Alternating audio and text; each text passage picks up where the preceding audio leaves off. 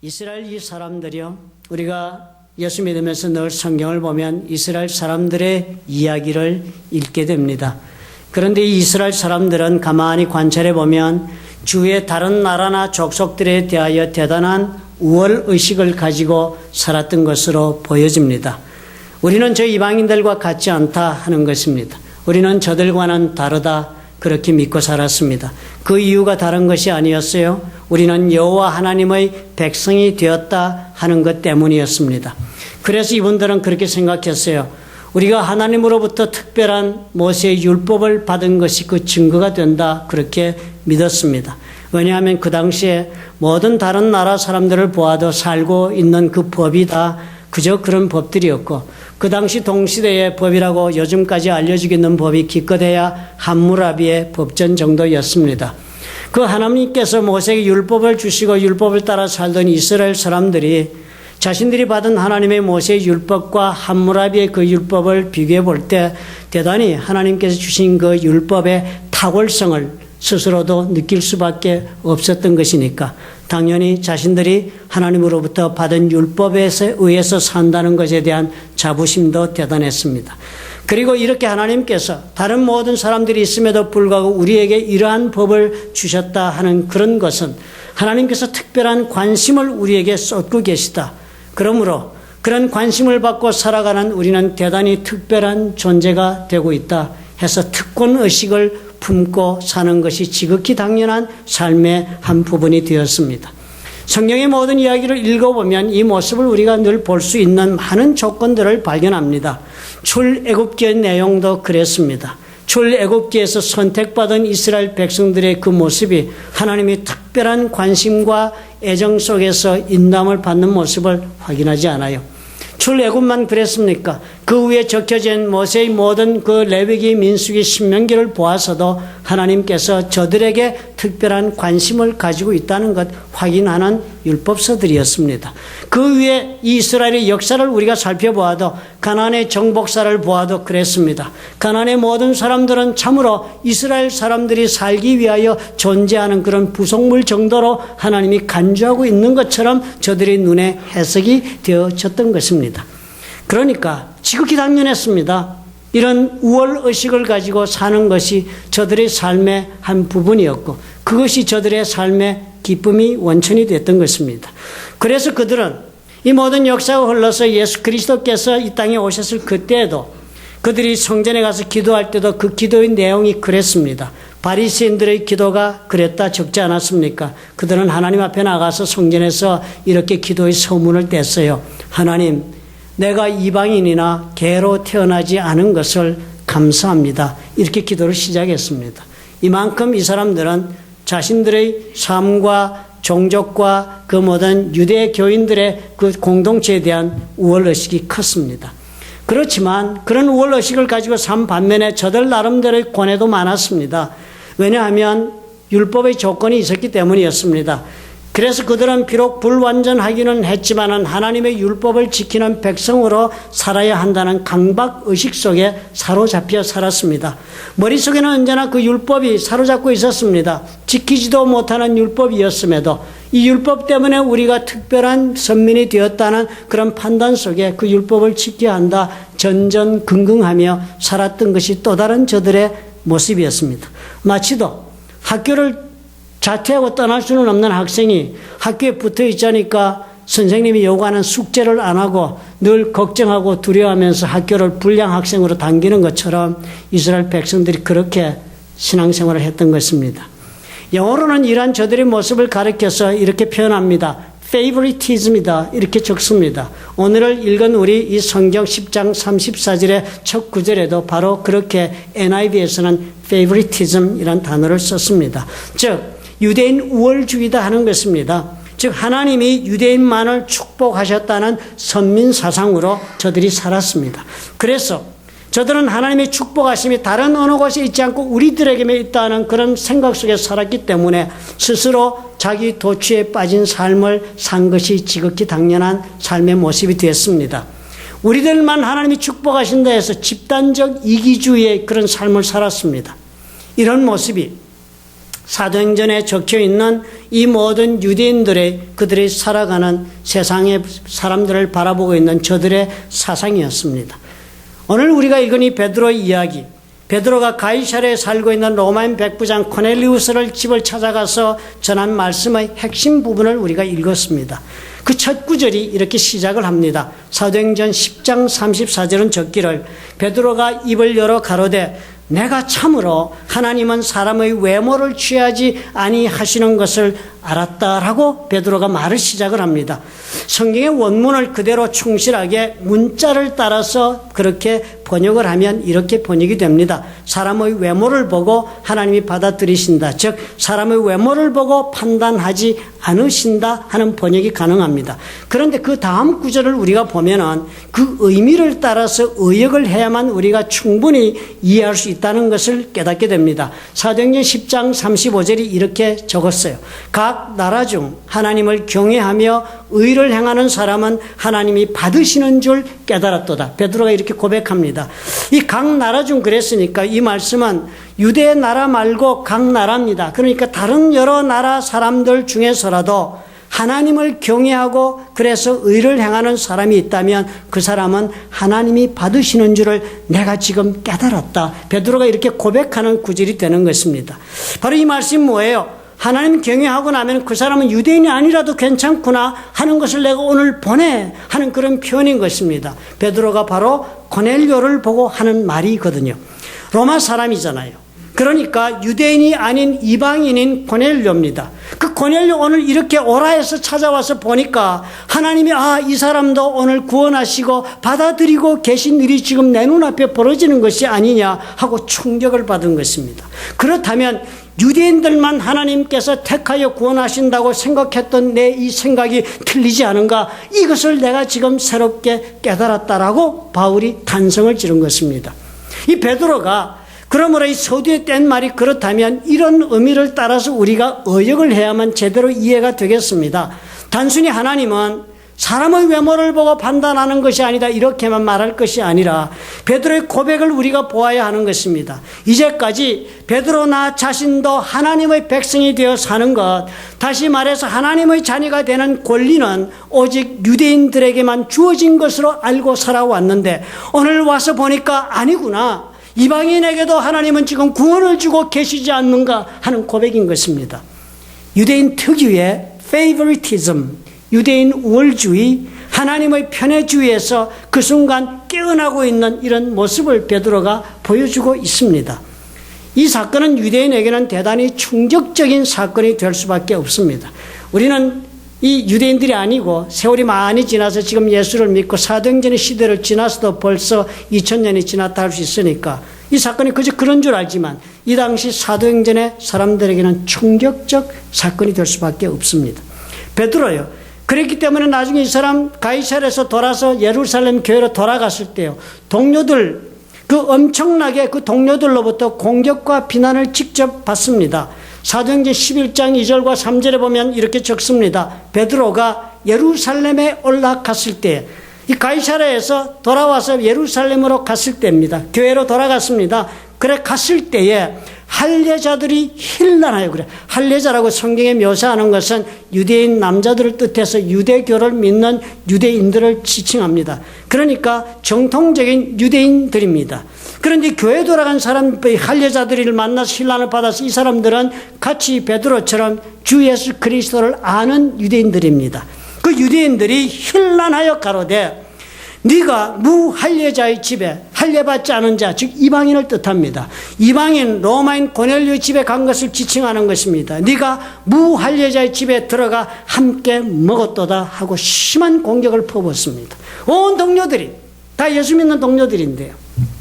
베드로 11장 여러분 보십시오. 10장이 고넬료 집의 사건과 설교 이야기가 들어있는데 11장도 온통 베드로의 그 고넬료 집에 방문한 내용이 처음부터 끝까지 자세하게 동일하게 반복되는 설명을 저들에게 주고 있습니다. 그만큼 이 사건이 심각한 사건이었어요. 이 베드로 구구절절히 일어난 일의 내용을 저들에게 설명할 수밖에 없었던 이유가 무엇입니까? 바로 저들의 이 페이보리티즘으로 인한 폐쇄적인 생각 때문이었습니다. 유대인들은 그렇기 때문에 그들이 신앙생활을 하는 생각 속에 신앙생활은 저들의 마음속에 한 가지 남들과는 다른 특징이 좀 있었습니다. 우리는 하나님의 택함을 받은 백성들이라는 그 의식 때문에 많은 경우에 이 사람들은요, 스스로 대단히 신앙생활을 태만하게 하면서도 태만한 줄을 깨닫지 않습니다. 스스로 이 신앙생활이 얼마나 자기 기만적인 삶을 살고 있는지를 절대로 이 사람들은 돌아보지를 못합니다. 하나님 말씀대로 살아야 한다는 것은 많은 경우에 스스로 파기하고 살면서도 우리는 괜찮다는 그런 스스로 아니란 생각에 빠져서 선민이기 때문에 우리는 특별한 축복을 받은 자들이기 때문에는 생각에 사로잡혀서 반성하거나 수정하거나 하지 않았습니다. 하나님의 백성이기 때문에 우리는 결국은 괜찮아 하는 그런 깊은 오해가 저들 가운데 있었습니다. 그래서 이 사람들은 역사를 제대로 이해하지 못하고 삽니다. 그 이유가 무엇이었어요? 하나님의 뜻을 오해하고 자신의 편리를 따라서 해석하고 살았기 때문이었습니다. 그 이유가 어디에 있었어요? 왜 그런 생각을 하게 됐습니까? 그들의 가슴속에 품고 있던 favoritism, 유대교인들이 가진 유대인 우월주의, 하나님이 우리만 사랑한다는 편애주의가 저들의 마음속에 깊이 자리 잡고 있었기 때문이었습니다. 그래서 이 사람들이요, 가나안 땅 들어갔을 때 그랬습니다. 그토록 고대하던 하나님의 약속의 땅으로 들어가지 않았습니까? 그 가나안 축복의 땅에 들어가기 위해 사람들 얼마나 큰 고생했습니까? 그렇게 들어간 하나님의 그 약속의 땅, 축복의 땅이었음에도 불구하고 그 약속의 땅에서 계속적으로 실패의 삶을 살고 말았던 사람들이 되었습니다. 우리는 이렇게 살아도 괜찮을까요? 어째도 괜찮아 하는 그 생각, 그 신앙적 태만이 저들의 실패를 경험하면서도 깨닫지 못하게 만드는 그런 원인이 되었던 것입니다. 그런 유대인 중에 하나였던 베드로였어요. 그런 베드로가 오늘 고넬료의 집을 방문해서 대단한 것을 눈으로 지금 본 것 아닙니까? 부인할 수 없는 사건을 본 것이에요. 아, 여기에도 하나님이 계시고 역사하시는구나. 이 이방인의 집에도 하나님은 오셔서 자비와 긍휼을 베풀고 계시는구나. 그 사건 때문에 놀라고 만 것입니다. 유대인들의 생각 속에 들어있던 오류가 무엇이었습니까? 저들의 유대인 우월주의가 준 패단, 나 자신들도 모르는 사이에 잘못된 길을 걸어가면서도 결코 깨닫지 못했던 그 이유가 무엇이었습니까? 그것은 유대인들은 하나님을 믿었음에도 불구하고 하나님을 자신들의 주로 삼고 사는 일에서 실패하고 있었다는 것입니다. 구약 성경 여러분 읽어보시면요, 유대인들은 하나님을 부를 때 언제나 주 여호와 하나님이라 부르기를 즐겼습니다. 아브라함 하나님 부를 때 어떻게 불렀습니까? 창세기 15장 8절에 주 여호와여 이렇게 불렀습니다. 그냥 여호와 하나님 부르지 않았습니다. 주 여호와여, 내가 이 땅으로 업을 삶을 줄을 무엇으로 알릴까 이렇게 질문할 때도 주 여호와여, 아브라함이 그랬습니다. 우리가 잘 아는 건 모세도 하나님께서 그 모세를 불러 이스라엘을 군지는 구원하는 일을 막 감당시키겠다고 당부했을 때도 모세가 어떻게 답변했습니까? 출애굽기 4장 10절에 보면 그 답변도 하나님의 그 제안을 거절하는 그 답변도 모세가 할 때 시작이 뭐였습니까? 주여 그랬습니다. 주여, 나는 본래 말에 능치 못한 자라 주께서 주의 종에게 명하신 후에도, 명백하게 표시하고 있습니다. 주께서 주의 종에게 명하신 후에도 그러하니 나는 입이 뻣뻣하고 혀가 둔한 자라서 감당할 수 없다고 그렇게 말했습니다. 하나님께서 내 주가 되신다면 하나님을 위해서 내가 사는 것이 당연해져야 하지 않습니까?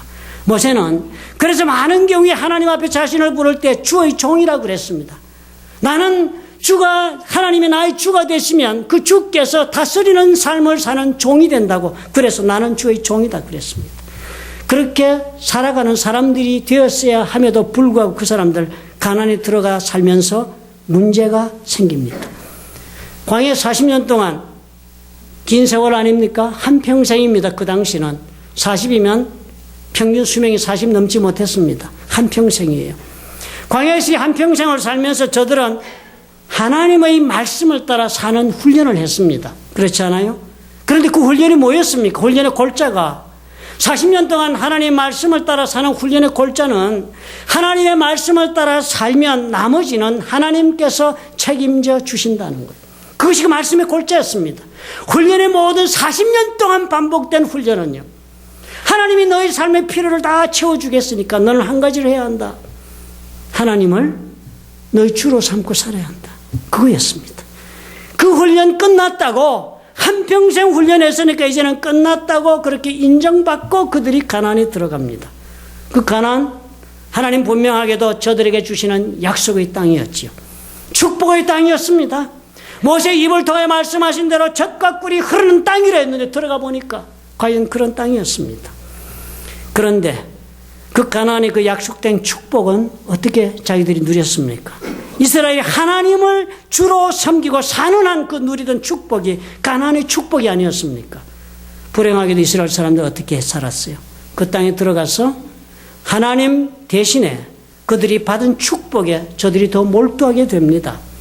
하나님을 주로 모시며 살기 위해서, 그래서 하나님을 섬기며 살기 위해서 하나님이 섬기는 데 필요한 도구가 되고 네 삶의 수단이 되라고 주신 그 축복이 오히려 저들에게 무엇이 됐어요?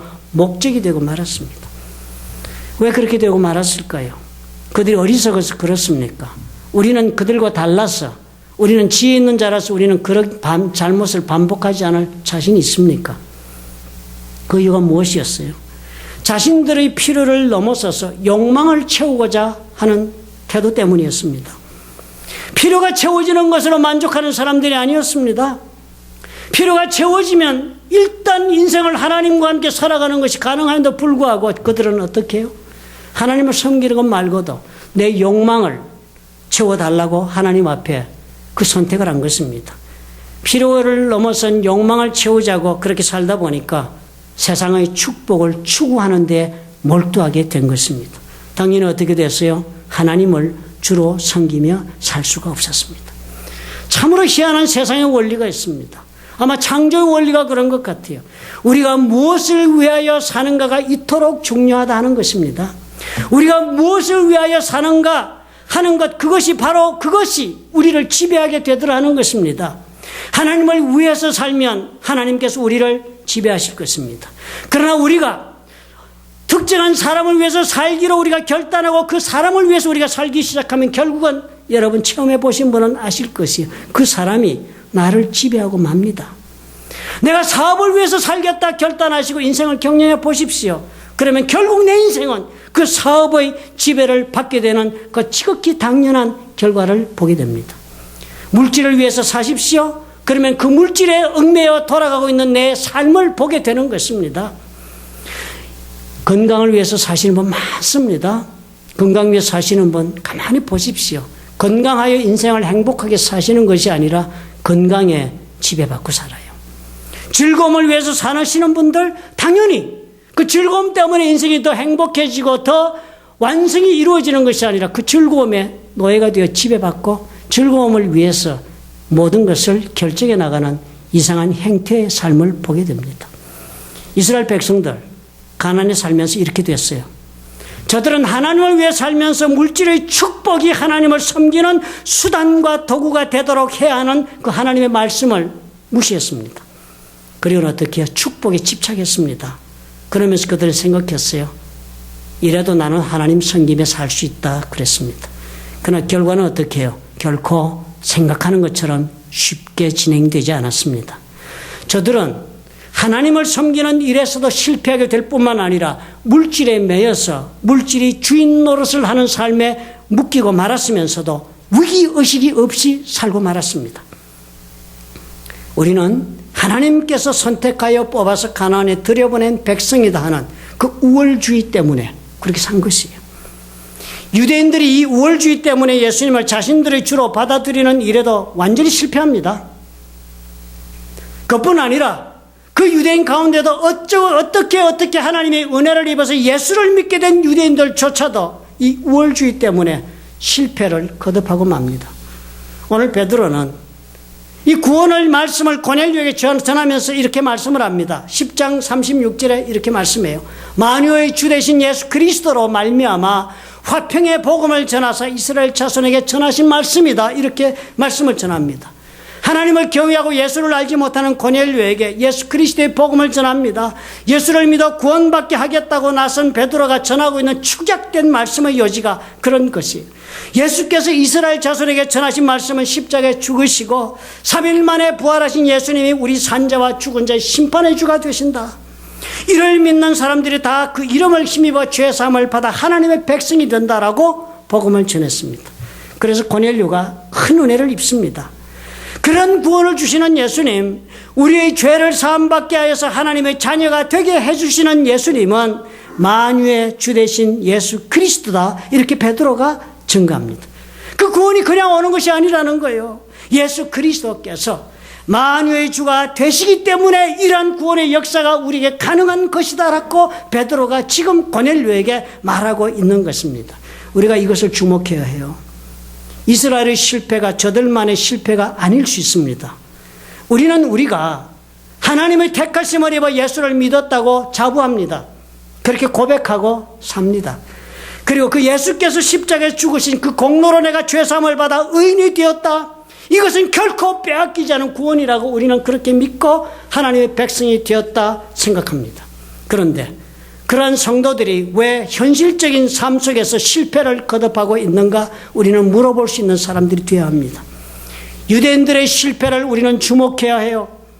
우리도 저들처럼 예수를 믿었다는 것 하나로, 다시 말해서 하나님의 특별한 택하심을 입어 내가 예수를 믿어 구원받았다는 것 하나만으로 족한 줄 알고 살아서 그래서 실패가 있다는 것을 깨달아야 합니다. 우리는 또 다른 그리스도인의 페이보리티즘, 우월주의에 빠진 것이나 다름없습니다. 우리는 구원을 받았지만 구원만으로 족하지 않아요. 축복을 받아야겠다 심각합니다. 우리 모두가. 축복이요, 물론 기독교 축복의 종교입니다. 물론 예수께서 우리에게 약속하신 축복이 분명합니다. 그러나 그 말씀을 우리가 깊이 묵상해 보아야 해요.